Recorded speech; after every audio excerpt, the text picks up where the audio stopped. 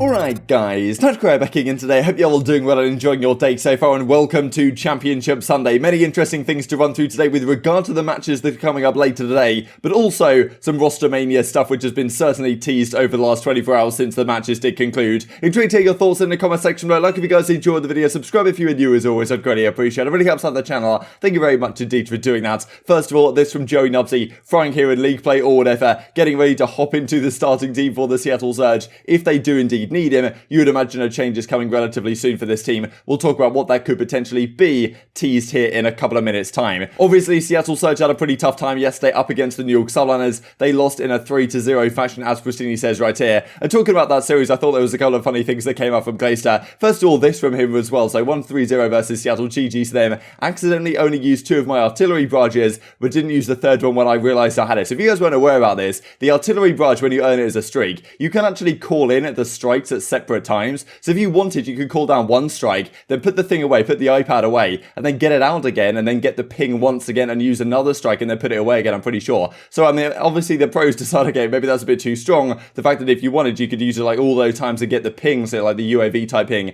every single time you use it. So it's effectively GA'd that, well, you can't do that. So Priestahh effectively accidentally breaking at GAs along these lines. But this I thought was actually great from Priestahh. So we realized the other day that Paco, that being Hydra, doesn't know the names of all the pros. So every time we called out names, he had no idea who we were talking about. That's why I clarified in this clip. He goes back from the listening yesterday. He was calling out Sam and Preston here and there, like we're missing Sam and Preston. And, well, Sam being Octane and Preston being Prestinni. And, of course, all the pros know each other's pro names. That's generally what they say, know each other's first names, of course. But Hydra doesn't seem to know, and therefore, like, Priestahh kind of has to spell it out for him. And I heard a really funny story about Hydra, like, that until not too long ago, until only a few months ago, he didn't even know who Hector Rodriguez, like, Hex was, right? So I was like, okay, who is this guy? Is he just like a genetically programmed French robot that's just born on this earth to play Call of Duty or whatever, and just has no idea what else is going on in the world, or at least in the Call of Duty world? I don't really know, but crazy scenes. He's obviously really talented, and well, he's looking forward to seeing this New York team progress over time. Of course, they had a great result yesterday up against a Seattle Surge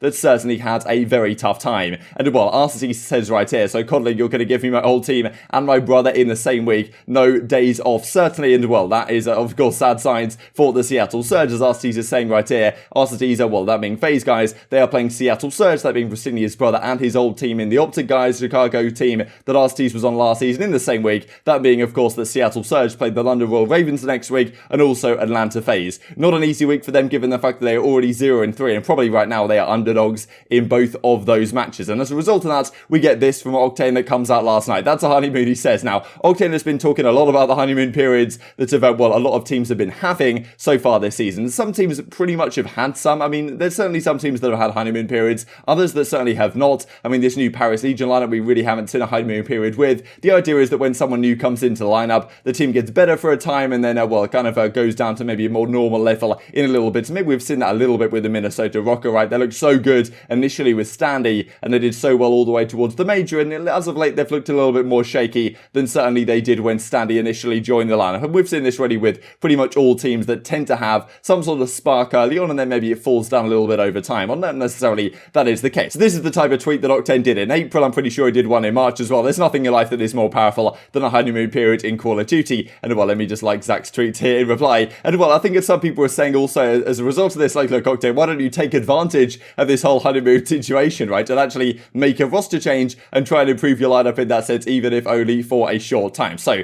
there has been some rumors going around these last, well, 6 hours or so, at least as of recording this video, that, well, it could be someone from the Fantastic Four Challengers team, because Straker, that being, I think, Kelsey, Octane's girlfriend, replies with this: the Fantastic Four give, as you can see. Now, Fantastic Four is a Challengers team, if you guys aren't aware of it, and that is potentially has one of the players on there, which, well, could be a potential target for some pro teams, because we know that pretty much all the top amateur players have kind of been snapped up. You've got Saints, you've got some other guys as well, especially on the Subliners Academy, but a lot of the top amateurs have been snapped up by the pro teams already, and Seattle certainly, I think, late to the party here. They didn't sign a proper substitute. They have Joey Nubsy on their team, and they kind of did a similar thing last season. I mean, they had Panda and Proto last season on their bench, but I mean, obviously when they did bring those guys in, didn't really help their lineup to great effect. But this Fantastic Four squad, as you can see, currently is Decimate, Methods, Davpaddy, and Slide. They've actually got Fire in right now, as you can see up in the top left-hand side. Now, obviously for a guy like Fire, it's tough for him to get a spot back into League, because he had his chance on the Paris Legion, and he didn't really go too well, right? And often, if like you have your chance, and then it doesn't doesn't really go great, it puts you in a very tough spot going forward to get picked back up, because we kind of saw it with Sparks last season. He's been great in the challenger side this season as Sparks, but last season he got his shot on LAG, didn't really make the most of it like Vivid did, and now he's kind of in a tough spot where teams don't really want to pick him up. They prefer to take a chance on maybe someone who hasn't had so much experience as of yet that could be the next Simp. Now, Decimate isn't necessarily that guy. He's been around for a while, but he's kind of the other guy down there in challengers alongside someone like Saints, who, in terms of like an SMG aggressive talent, Decimate could be a guy you certainly look at. So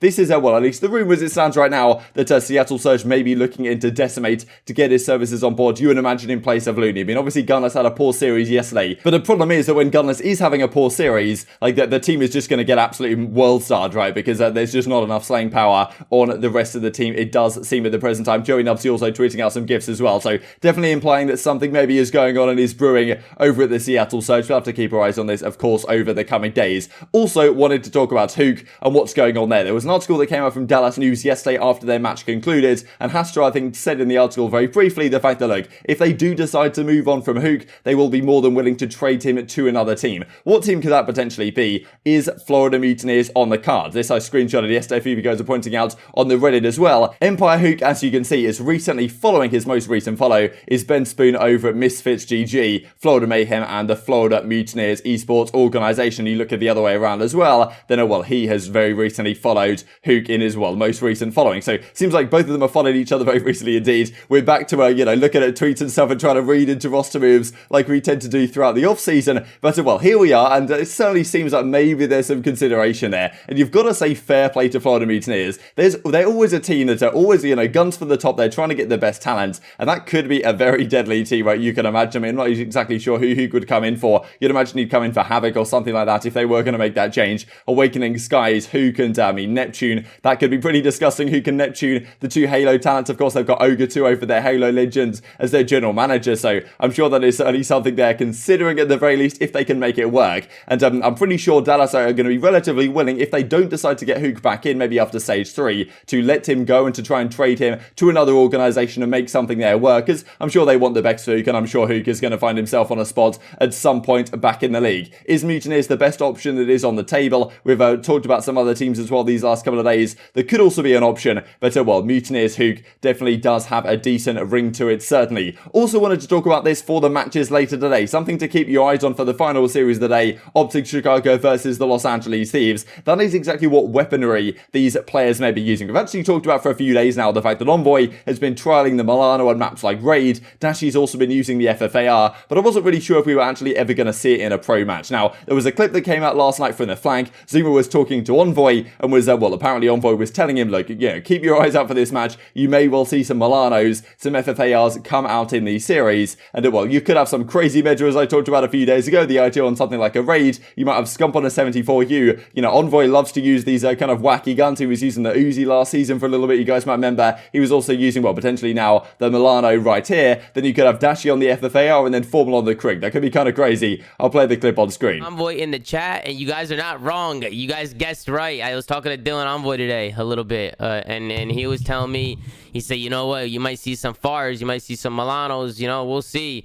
I know a lot of people have been running it in scrims. I see a lot of people running stuff like that. What do you think about that, Ben? I see a lot of teams trying different guns out. I'm all for experimentation, Tom. Bring it all tomorrow. We'll be excited to talk about it here on the show tomorrow on our final episode of the week. Yeah, we'll see. We'll see. I think it'll be an exciting. So like I said, we got exciting matches tomorrow. So we'll see what the heck happens. MC too twisted there, shoots the trip. So let's talk about the matches that are going to go on today. These are the group standings as it sits right now. And today we've got a big series, honestly, between the Minnesota Rokkr and the Toronto Ultra. We'll have a look at this series in just a second. But this is Group A. Ultra heading it up at a 3-0 series record. Haven't lost a map this stage. Also haven't lost a map, I believe, in their last 12, because I'm pretty sure they won the final 3 maps to win this series up against Atlanta FaZe at the Major Grand Final. So pretty incredible stuff. Dallas sit here at 2-1, but kind of a suspect 2-1. They got over the line in yesterday in a Game 5 fashion. And what's kind of interesting here is the Mutineers play the Paris Legion later today in the first series of the day. And if Mutineers win that, they go to 2-1. And of course, we're not expecting